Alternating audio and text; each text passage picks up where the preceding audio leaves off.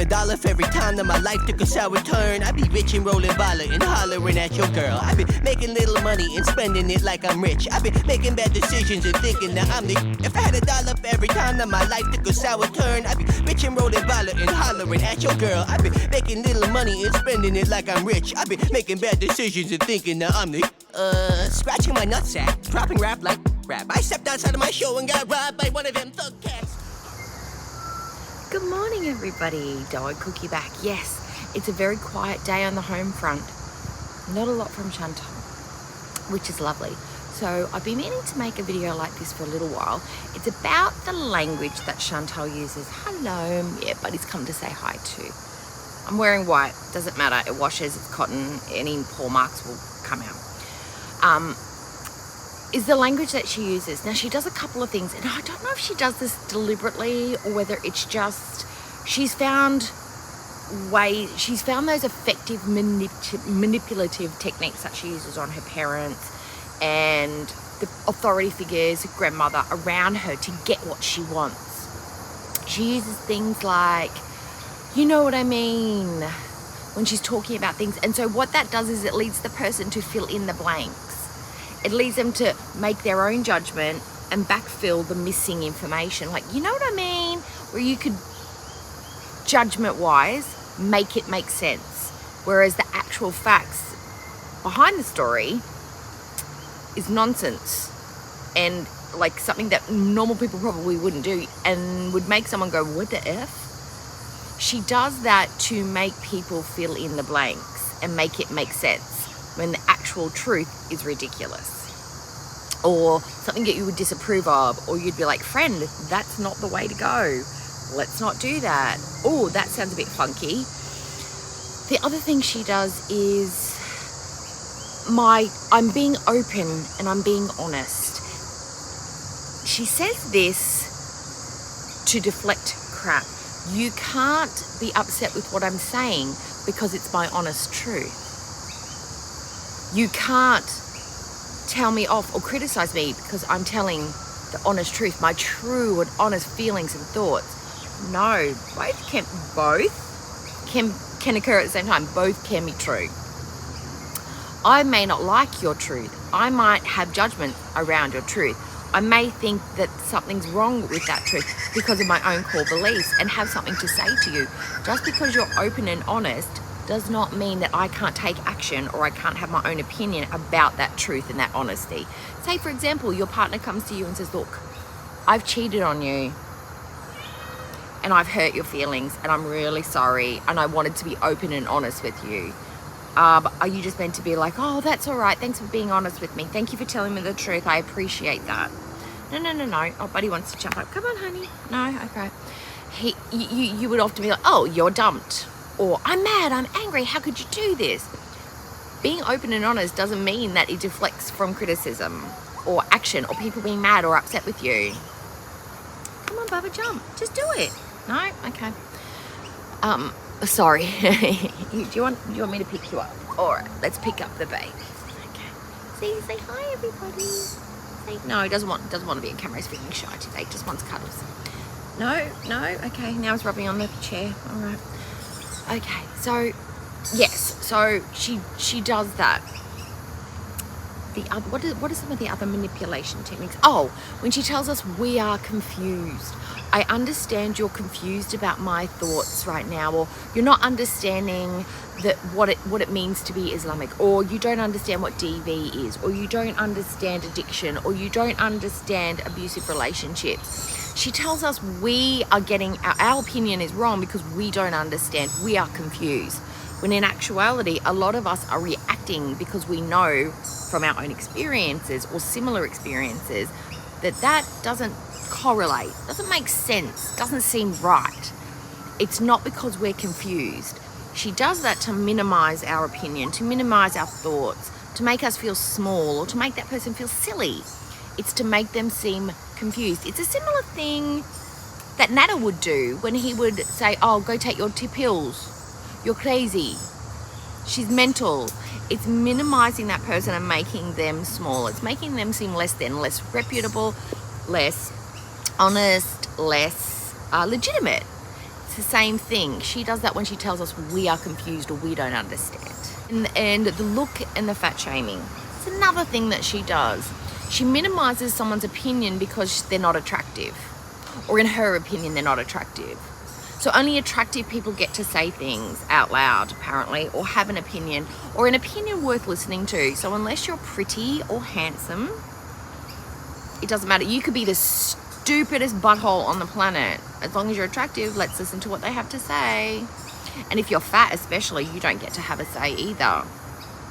Which is ironic, because she's fatter than she was before she left Canada. And yet we're supposed to be listening and understanding her regarding her reversion to Islam and her hot take on how relationships function and work. And yet the fatter you are and the uglier you are, the less important your opinion is. So I'm not sure where Foodie's coming from as far as that goes, because yeah, if you're fatter now, your word's worth less according to your own logic and the way that you interact with people. Yeah, stupid equals ugly, apparently. Now, Alla did go online. Now, I don't really watch much because I find Nada and Alla very difficult to watch because I can't understand them. I usually wait for the translation to come out and then usually I've forgotten. But he was saying that they couldn't find a legitimate marriage document. Now, this is one of the other things that language that Chantal uses to debunk people's theories and ideas and thoughts is, well, I'm married now, where's your man? What? I'm married, but I've also been single. My viewpoint is just as valid. I may have different viewpoints after my experiences changed from being single to married. My viewpoints on marriage have changed now that I'm married to when I was single. I had a different perspective, but my validity hasn't changed. You may disagree because my information isn't the same as yours or my ideology is not the same, but that doesn't mean to listen to my words and hear what I have to say. I have just as much right to talk about it as anybody else. So all those single people out there that Chantal's like, well, you don't have a man, or she doesn't think you have a man, you need to get off the internet right now. You're not valid. You're not worthwhile. Your opinion, don't do it. You can't even watch. All you're allowed to do is watch and lurk and not having a thought run through your brain. Until you are married to somebody or in a couple or coupled up and you can prove that you have a man, don't even think about it. It's not worth the time. It's not worth energy. No one's going to listen to you. Yeah, like the other, it's like she speaks it into truth. Just because she says so, that's how it is. I'm a good parent. I'm attractive. I'm intelligent. I do have an eating disorder. I don't have an eating disorder. I'm abused. No, I'm not abused. It's literally whatever she says in that second, because it's not even from minute to minute because she'll contradict herself. That is the truth. This is why she's the roller coaster. And she is an amazing example of the way you can use semantics to your advantage. Literally breaking down a sentence to make it work in your advantage.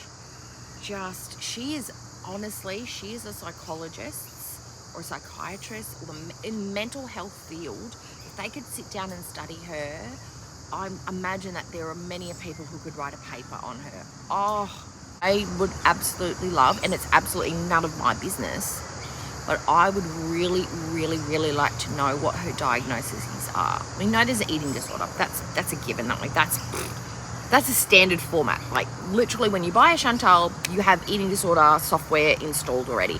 I want to know what else is going on. What other systems are running through her brain? Because holy crap, no wonder she's messed up. There's so much going on. And when I say messed up, I mean she's got a lot of overlapping issues that are affecting her life, functioning like a normal, regular adult.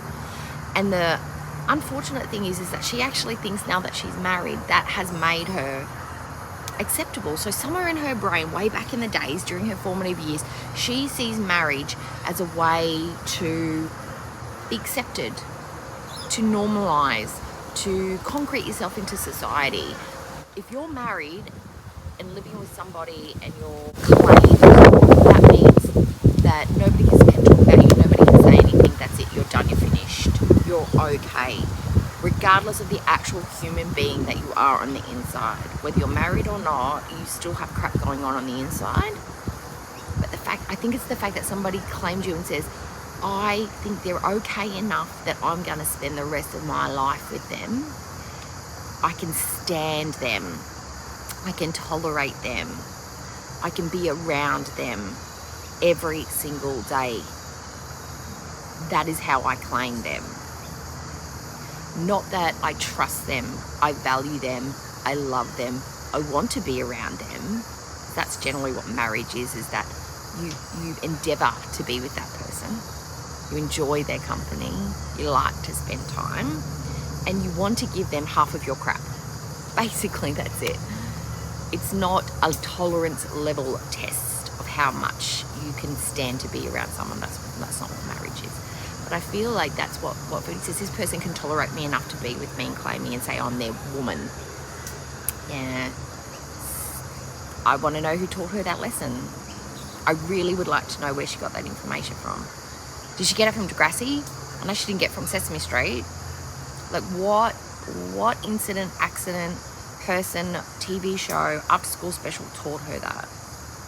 Because, yeah, I would like to know how we can unravel that, because I really think that's one of the crux of her things, is that she does not think she's worthwhile, and she's manipulative, and the language that she uses is quite manipulative.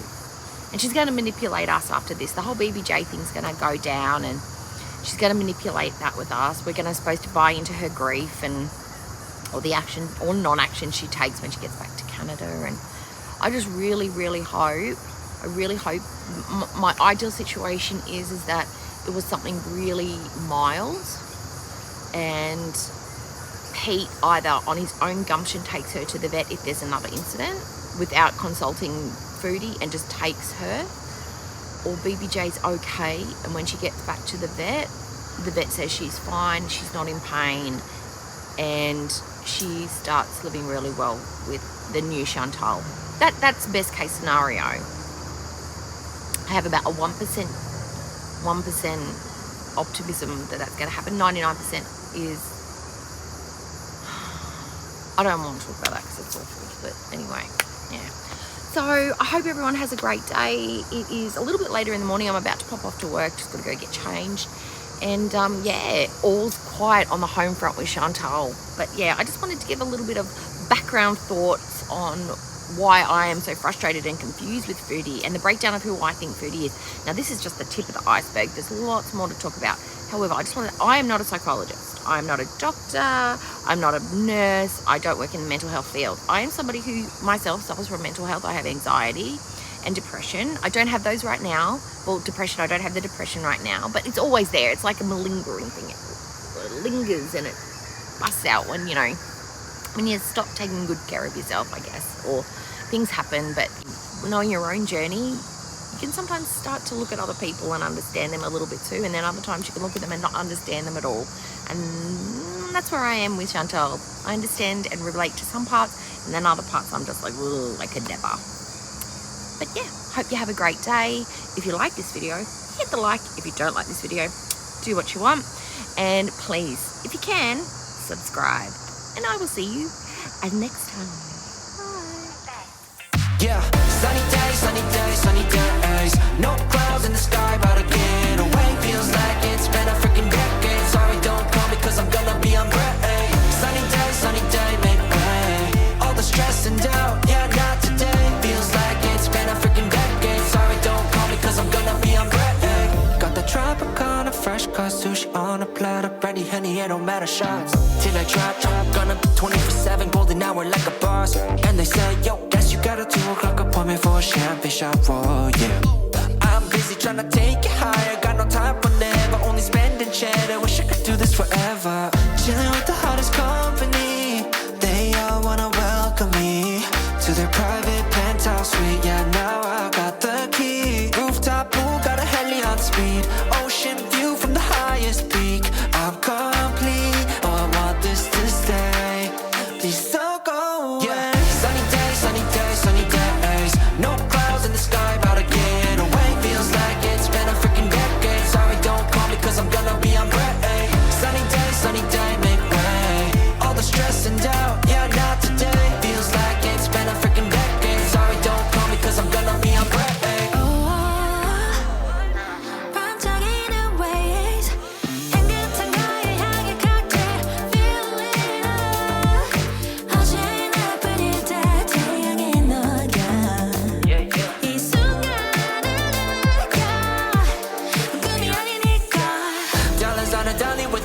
basic, eco-friendly. Here we invite only positivity to this party. Don't want no drama with any bad karma. Got a lot of that in La Vida Loca. Just wanna let it all go. Yeah, I can't say no when I'm this free. Don't wanna go home, oh I can't sleep. Weather's so nice, only got good vibes. Yeah, we here chillin', chillin' in paradise. Sunny days, sunny days, sunny days. No